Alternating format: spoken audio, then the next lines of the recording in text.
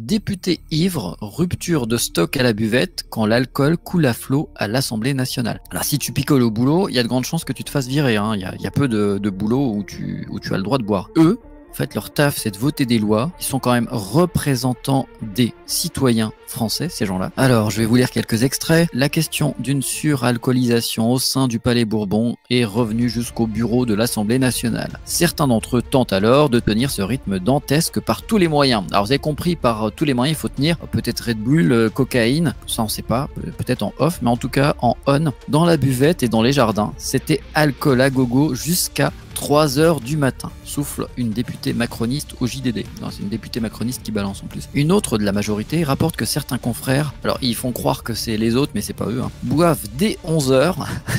T'imagines, ils arrivent au boulot à 11 h du matin, ils picolent.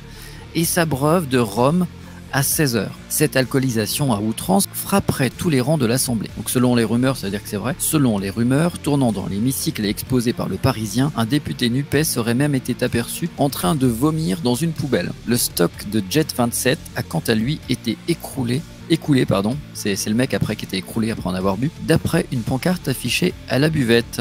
Donc les mecs, ils picolent du rhum, du Jet 27. Alors c'est rigolo là parce que sur les petits extraits là, on dirait que ceux qui picolent c'est juste la NUPES et puis d'autres confrères mais pas la Macronie.